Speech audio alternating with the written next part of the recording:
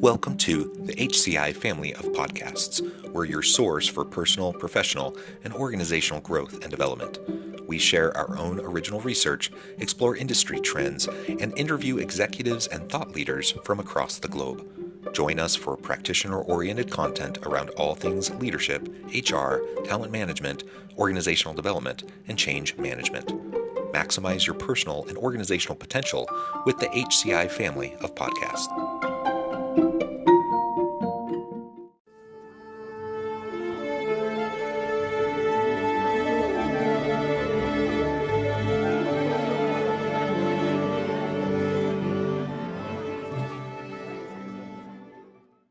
Elissa Sangster, welcome to the conversation today. Thank you, John. Glad to be here. It's a pleasure to be with you. You're joining us from Texas. I'm south of Salt Lake City in Utah. And today we're going to be talking about the issues affecting women's abilities to seek, prepare for, and attain business leadership positions. Now, obviously, there's a lot to unpack there. We only have a little under a half hour to explore this, so we're only going to scratch the surface. But there are some really important issues that we can highlight, and we really encourage the audience to carefully think about this, whether you're a female looking to advocate for yourself or others, whether you're a male trying to be an ally. I think all of us need to do a better job of better understanding how we can support women to give them an opportunity to have the types of leadership roles that they deserve and that they're going to be excellent at and excel in. As we get started, I wanted to share Elissa's bio with everybody. Elissa Sangster serves as CEO of Forte and brings to the role extensive knowledge of issues affecting women's abilities to seek, prepare for, and attain business leadership positions, drawn from her prior experience as Assistant Dean and Director of the MBA program at the McCombs School of Business at the University of Texas at Austin. There, she oversaw all activities related to the full-time McCombs MBA program, including marketing, admissions, student services, and alumni relations. Before McCombs, Elissa was assistant director of the MBA program at Texas A&M University's May School of Business. Elissa currently serves as treasurer and board member for the 30% Coalition. She is past chair of the Graduate Management Admission Council Annual Industry Conference and formerly served as the chair of the MBA Student Services Professionals. Elissa sits on the board of Forte as an ex officio member. She enjoys reading, running, cooking, and is a champion for women in business. I love everything about that. A pleasure to have you. Anything else you would like to highlight by way of your background or personal context before we dive on in? Sure. John, I have been doing this for 20 years, this particular role at Forte. So I was the first employee when we got this organization started. So it's interesting to hear the background. And then, of course, just the work that we've been doing over these last 20 years to see the arc of all that's been achieved. So anyway, thanks for sharing that. Excited to continue our conversation. Very good. Very good. All right. So why don't we start just by framing up really what you think are some of those core issues? I have some other questions we're going to explore, but if you were to highlight, say, 3+ core issues that you think are the most impactful, the biggest roadblocks, what creates that glass ceiling, or other challenges? The glass ceiling would be a little easier to push through. But I think that what originally, when we started this organization, what we saw was that women looked around and didn't really have a lot of role models of leaders who they wanted to emulate and who they aspired to be like. We also heard from them that when they thought about their career and their future, there wasn't really a lot of people that were saying, oh, business careers are amazing. And here's how you do that. And here's the steps to attaining business leadership roles. They were, concerned about also like the reputation of business. Like, what is it that I'm actually getting myself into? Am I going to be able to do something good and meaningful with this career path? And those things kind of were clouding people's understanding of what a business career looked like. And, it's easy to be a doctor or a lawyer. Those you have those in your head. They're on TV. You meet them in your daily life. Maybe attorneys, not so often, but doctors every day, And so what does that mean to be in business? What does it mean to be a consultant? What does it mean to be in finance? Those were a little bit more foggy for people and for women in particular. So again, as you start out on that journey, I think that was our first concern, was how to demystify and how to really open doors and help women connect with business as a career, as a potential education pathway, and then also into those leadership positions. Yeah, that demystification, very, very important, especially, I mean, we're well into the transition that we saw in our economy in terms of female participation in the labor force. We're decades into this, right? But we still see major gaps in terms of wage disparities, in terms of women in leadership roles, either in C-suite or on boards of directors, et cetera. Right. So there's still a lot of gaps, despite women actually making up more than 50% of the labor force in many parts of the country and even other parts of the world. And I think here in Utah, the last I saw, I think it was something like 54% of the labor force in Utah is female. Right. But we tend to rank at the bottom, in number 1, 2, or 3 spot for the worst in whatever category, for female equity, leadership, pay differential, all those things. Like, we have more women in the workforce than men in Utah, but disproportionately, they are having worse experiences. They have worse opportunities, et cetera. So we need to do better. We can do better, and demystifying all of that and helping women understand, what options are available, why they're appealing, how they can qualify for those opportunities, et cetera, is in some cases a mindset shift. In some cases, it's breaking down barriers and systems that are holding people back. There's a variety of reasons, right? But ultimately, that demystification, I think, is really going to help start with that initial mindset shift. Yeah, I think that, what we do at Forte a lot is try to break some of that down. And one of the things that we rally behind is this idea of pursuing an MBA. And that degree path is something that's attractive to people with kind of a growth mindset, because that's what business is about. Business leadership is growing, changing, starting your own company, helping another company change and do better. And I think that women going through that program, it also leaves you on the back end of the MBA with a feeling of confidence, a feeling that you can change things, that you're equipped and ready to go out and meet those challenges and make a difference in the world. And I think encouraging more women to get that MBA degree has been a part of our work over the last 20 years. And we've seen those numbers go. When we first started, about 25% of MBA enrollments were women. Now we're at 42%, and we're seeing many of our MBA programs. These are the top, MBA programs around the world. They're hitting 45%, 50%. That's a big milestone. We like to celebrate that. But to your point, it hasn't solved all the problems up the pike, which are C-suite, women on board, senior leadership. We're seeing those improve. The numbers, for the most part, the trajectory is positive, but there's still work that companies can do to make equitable work more attainable for everyone. Yeah, and maybe a piece of this, just to highlight, is the impact of the pandemic. You probably know more details about this than I do, but I remember reading some reports, maybe a couple of years ago, 2022-ish, that we're starting to look at the impacts of the pandemic on women in the labor force, women in leadership. And the general consensus seemed to be that the pandemic had pushed back the dial, a generation. So all the gains we had made, we lost quite a bit of those gains during the pandemic, because women disproportionately were, doing more childcare, elder care, leaving work to be able to do those things, schooling their kids at home during the pandemic, et cetera. Disproportionately, that fell on women and moms, and that set them back, right? Any thoughts on that? Yeah, I think we saw for sure there was a blip where that was absolutely the case. And I do think women felt the brunt of some of those responsibilities during the pandemic.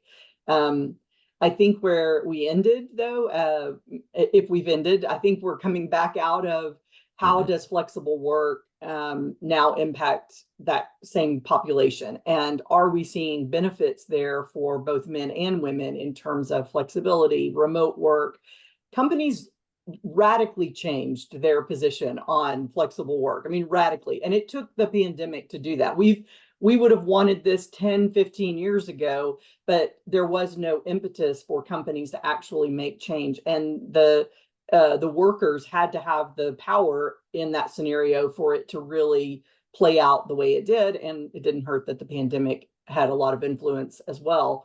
But I think, we're coming back, and you're seeing things in the press where people are calling people back to office. Yeah.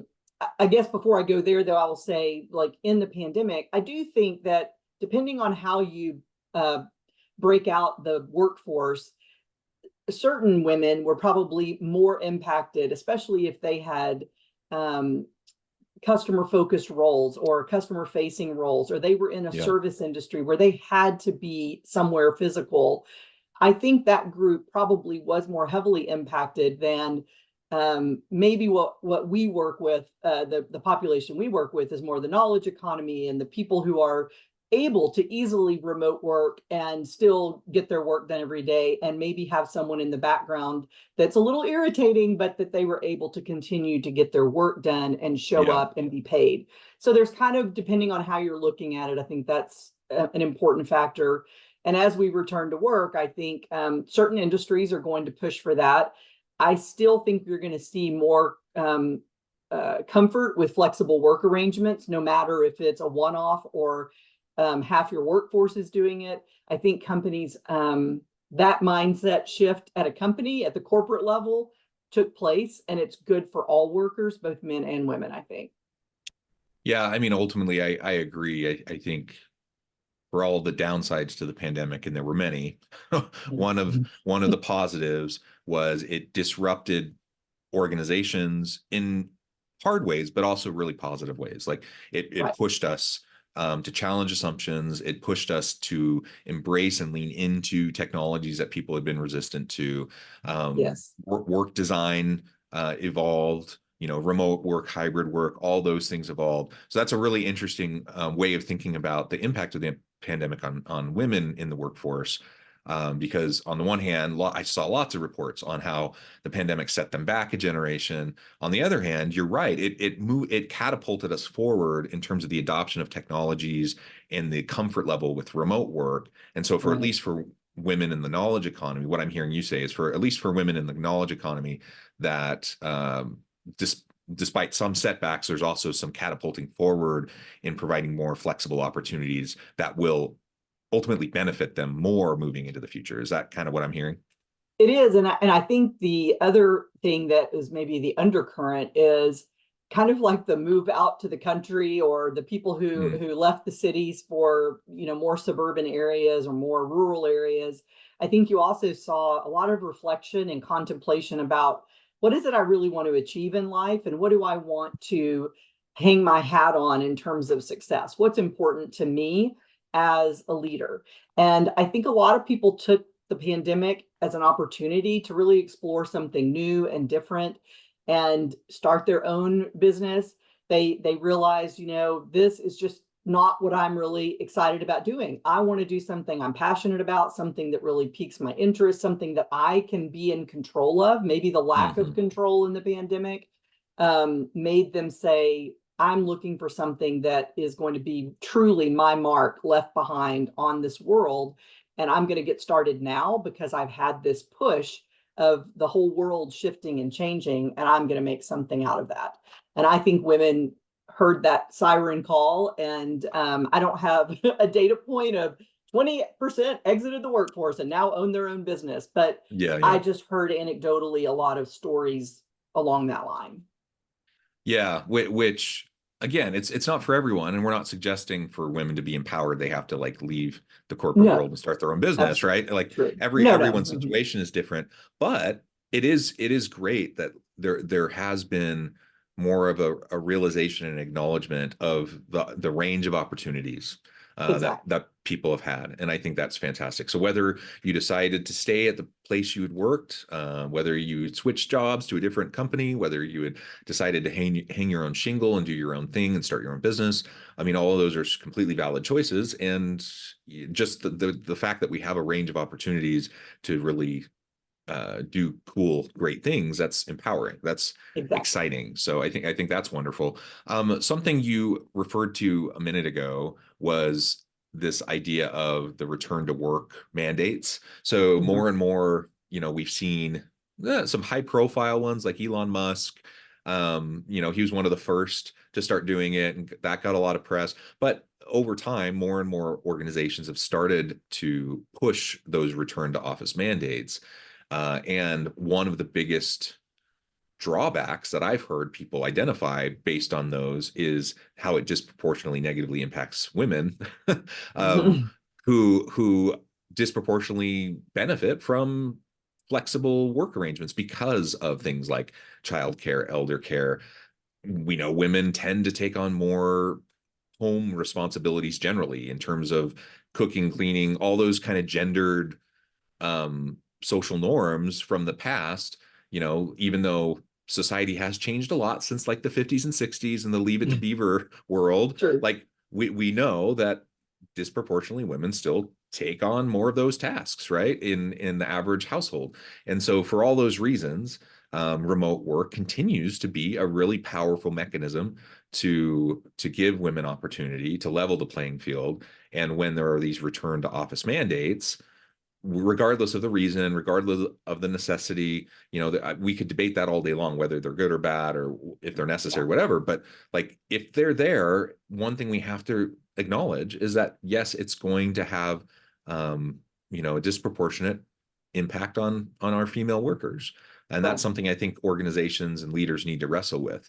So if they really think that a return to office mandate is necessary, be ready to articulate that. Be ready to explain what those reasons are. I don't think workers generally are completely opposed to working in the office. No. I have a job where I can work. I tend to be in the office every day, but I do have tons of flexibility and I can be remote. I end up being more hybrid by choice. But the reality is, we're just in a different age. People tasted the sweet fruit of flexibility and they don't want to give that up. Exactly. Well, I think there's, two things there. One, companies should be prepared for the conversations that return to work is going to require. And your high performers, I'm pretty sure you still want to keep those high performers, whether or not they ask for a little bit of flexibility in their work week. If they refuse to come into the office, that's a different story. But you want to think about how are you keeping those high performers and what level of flexibility, whether it's remote work or it's a couple of hours here and there, how are you going to structure that and how are you going to approve that? Because it's still going to be important. And I do believe the pandemic just prepared us for the generation that's coming in. You dated us by mentioning Leave It to Beaver, but there's a whole lot of people who have no idea what that is. And they're walking in and saying, I have to have flexibility, whether it's for parents or childcare. It might be because they want to go snowboarding next weekend, and that's important to them, right? Yeah. So we got to think, that's what I meant by we've hit a tipping point and we are now into this flexible world, and it's still going to be a part of our everyday conversations for a long time coming.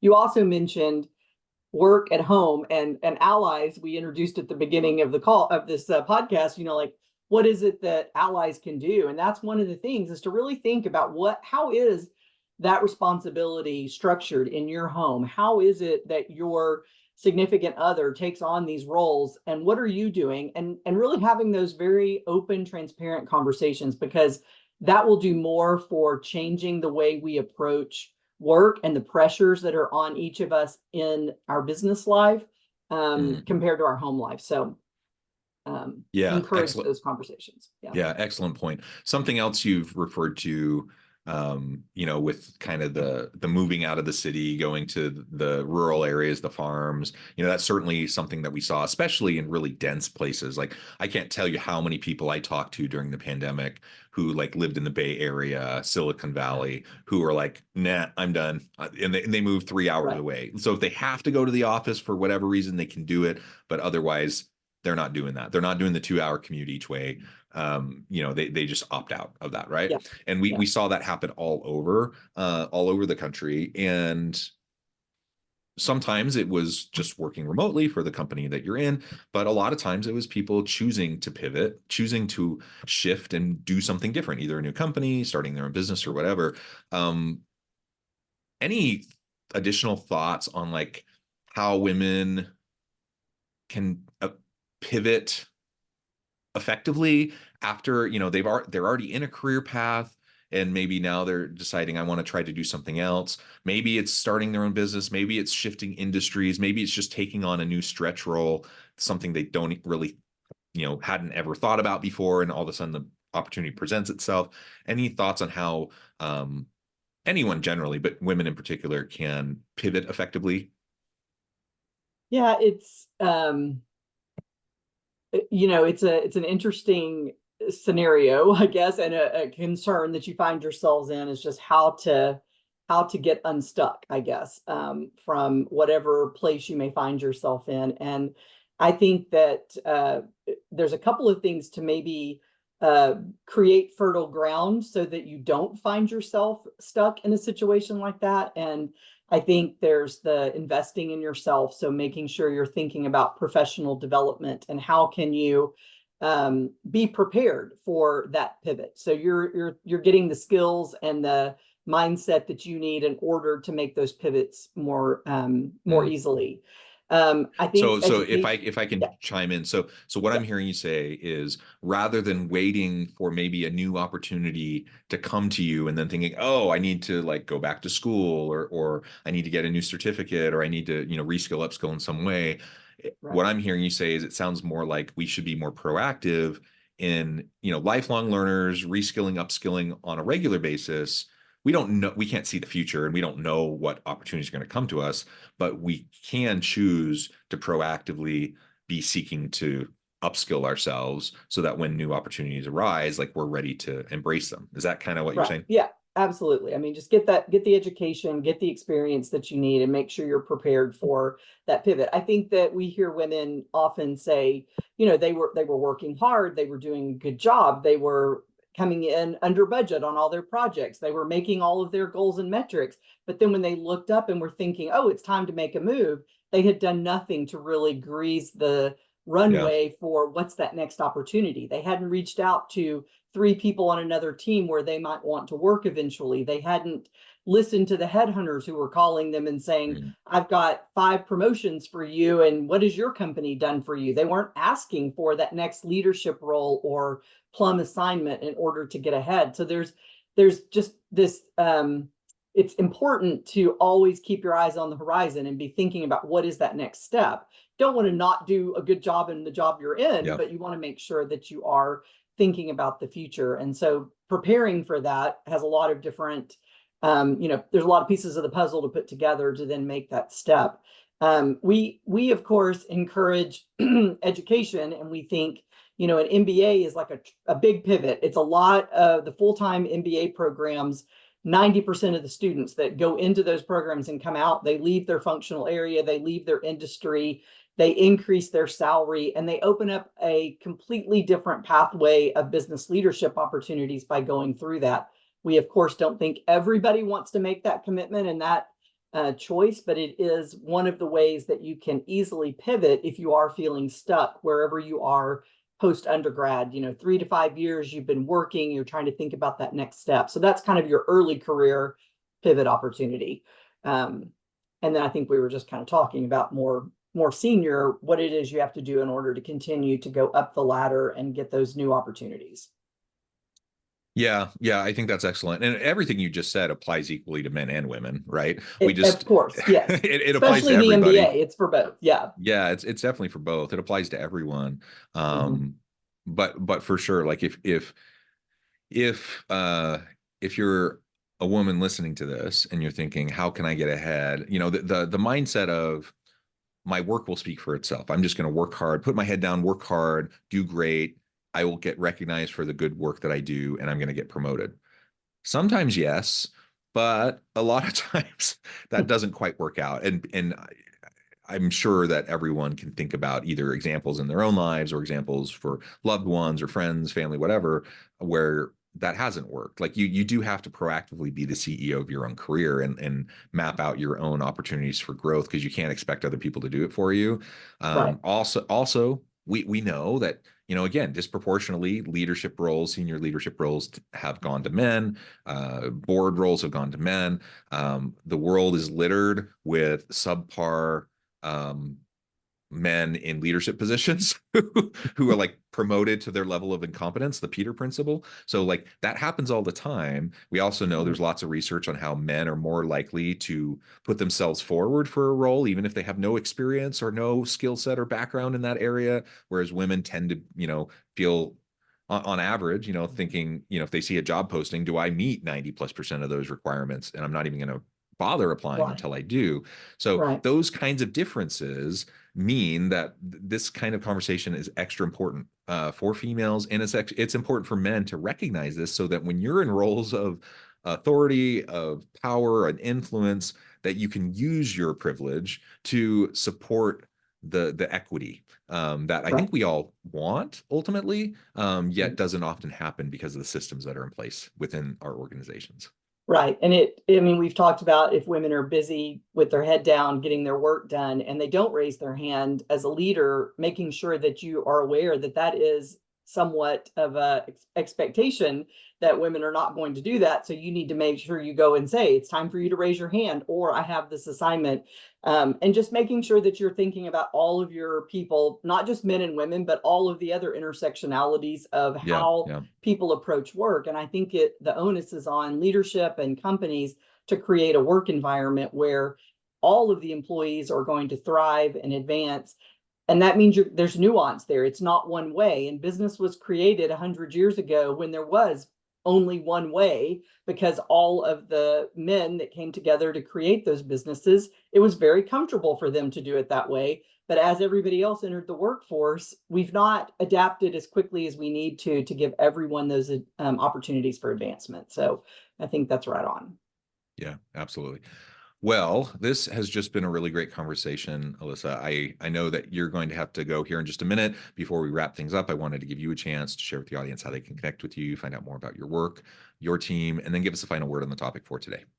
Sure. Great. Thanks, John. And I would say, Forte, what we do at Forte is provide programming and resources that's designed to support women through that entire career journey. So a lot of the things we've talked about today, we have programming and content and exercises and ways to connect with companies and business schools and your peers, and all of those things are available through the Forte website, and that's fortefoundation.org. And I guess my final, thought is really, thank you for bringing light to this topic. I think it's important for us to have conversations, men and women, leaders in businesses. How can we make the business world, a better place and equitable for men, women, and, as I said, all those other intersectionalities. Yes. Yes. Thank you so much. It's been a real pleasure. I encourage the audience to reach out, get connected, find out more about what Elissa and her team at Forte can do for you. And as always, I hope everyone can stay healthy and safe. They can find meaning and purpose at work each and every day. And I hope you all have a great week.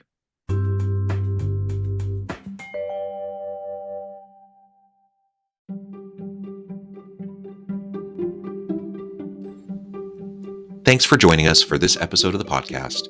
We hope you stay healthy and safe, and please join us again soon.